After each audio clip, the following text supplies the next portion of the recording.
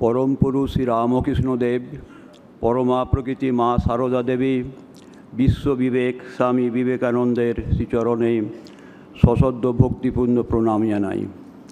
মঞ্চে উপবিষ্ট পূজ্যপাদ মহারাজজি এবং উপস্থিত রামকৃষ্ণ ভাব আন্দোলনের কাণ্ডারি সকল মহারাজজিগণ, মাতাজিগণকে আমার সশ্রদ্ধ ভক্তিপূর্ণ প্রণাম জানাই।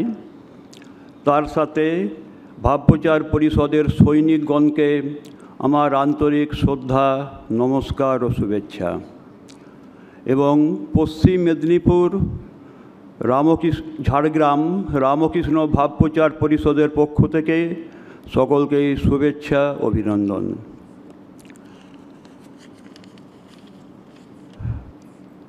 শ্রীমৎ স্বামী নিরন্তনানন্দজি পর্যবেক্ষণাধীন আশ্রমে পথ নির্দেশক রূপে যেটি বলেছেন যুগ্ম আহ্বায়ক এবং আহ্বায়কের ভূমিকা, উনি পথ আর পথের লক্ষ্য কী হওয়া উচিত সে সম্পর্কে আলোচনা করেছেন। আহ্বায়কের ভূমিকা যোগসূত্র প্রাইভেট আশ্রমগুলির সঙ্গে মঠ মিশনের সাথে যোগ করার দায়িত্ব। উনি দায়িত্বতে বলেছেন নির্দেশাবলীগুলি যে মঠ থেকে পাঠানো হয় সেইগুলি পালন করা হচ্ছে কি না, কেন্দ্রের নৈতিক ও আধ্যাত্মিক পরিবেশ তৈরি হচ্ছে কি না, সেইগুলি দেখার দায়িত্ব আহ্বায়ক এবং যুগ্ম আহ্বায়কের।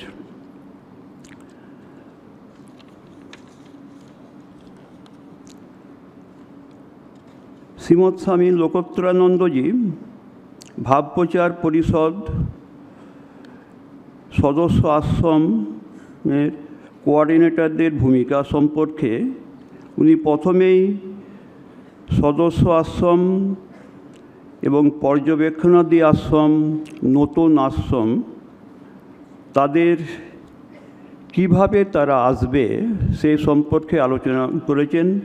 10 দফা নির্দেশাবলী যেনারা পালন করবেন, ওনারা সদস্য আশ্রম যেনারা পালন করার চেষ্টা করছেন ওনারা পর্যবেক্ষণাধীন, এবং ঠাকুরমা স্বামীজির নামাঙ্কিত বা ভাব নিয়ে যে নতুন সংগঠনগুলি চলছে তাদেরকে আমাদের কাছে যেতে হবে, সেইগুলি হচ্ছে নতুন আবেদনকারী আশ্রম। উনি শ্রীমৎ স্বামী প্রমেয়ানন্দজির একটি কথা বলেন যে আমাদের বিযুক্ত আমরা করি না, আমাদেরকে সব যোগ করতে হবে। শ্রীমৎ স্বামী ভক্তিপ্রিয়ানন্দজি উনি ভক্তদের আধ্যাত্মিক উন্নতি সম্পর্কে যেটা বললেন, ভগবান লাভই মনুষ্য জীবনের উদ্দেশ্য, ঈশ্বরের নাম গুণগান করতে হবে, সৎসঙ্গ, নির্জন বাস, সদা সৎ বিচার, ব্যাকুলতা এবং বিশ্বাস, এগুলি আমাদের মেনে চলতে হবে। এবং সন্তান সন্ততিদের প্রথম থেকেই বাড়িতে ভগবত বুদ্ধিতে মানুষ করতে হবে। শ্রীমৎ স্বামী শাস্ত্রজ্ঞানন্দজি ভাবপ্রচারে যুবকদের অনুপ্রাণিত করতে কি করতে হবে, সদস্য আশ্রমদের ভূমিকাটা কী। উদ্বোধন পত্রিকার গ্রাহক হতে উদ্বুদ্ধ করা যেতে পারে, পাঠচক্রের পর ধ্যান অনুশীলন করা যেতে পারে, নিষ্ঠাবান যুবকদের দীক্ষা গ্রহণের ব্যবস্থা করা, এবং আশ্রমে যুবকদের ডাকার পরে তাদেরকে উপসমিতিতে দায়িত্ব দিতে হবে। আশ্রমের ফ্রি কোচিং সেন্টার বা রিলিফ যে সমস্ত কাজ হয় সেখানেও দায়িত্ব দিতে হবে, এবং আশ্রমের কমিটিতেও তাদের রাখতে পারলে ভালো হয়। মিস্টার অভিজিৎ চ্যাটার্জি উনি আশ্রমে ভাবপ্রচারের আশ্রমে বই বিক্রির বিষয়ে বললেন। ওনার নিজের আশ্রমের কিছু কাজ দেখিয়ে ওইগুলোকে উনি একটা প্রকল্প করে বই বিক্রির কথা বলেছেন।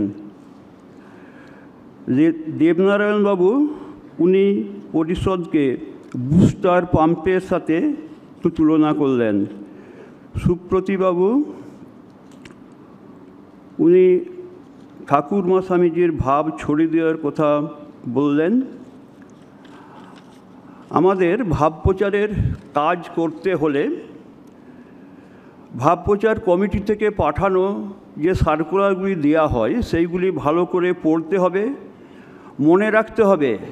এই সার্কুলারগুলিতে পূজ্যপাদ প্রেসিডেন্ট মহারাজজি, ভাইস প্রেসিডেন্ট মহারাজজি এবং অনেক প্রাজ্ঞ মহারাজজিগণের সুচিন্তিত পরামর্শ, ধ্যান, ধারণা কাজ করছে। ওইগুলি আমাদেরকে ভালো করে জানতে হবে। সার্কুলারগুলি যাচ্ছে রামকৃষ্ণ সংঘ থেকে। মনে রাখতে হবে স্বয়ং স্বামীজি বলেছেন রামকৃষ্ণ সংঘ সমান রামকৃষ্ণ শরীর। তাই এই সার্কুলারগুলি আমাদের কাছে শিরোধার্য। আমরা যারা এই পরিষদে যুক্ত হতে পেরেছি যে কোনোভাবে আমাদের জীবন ধন্য হচ্ছে। আমরা যেন এই কাজ করে জগদম্বার প্রীতি লাভ করতে পারি সেই প্রার্থনা জানিয়ে শেষ করছি।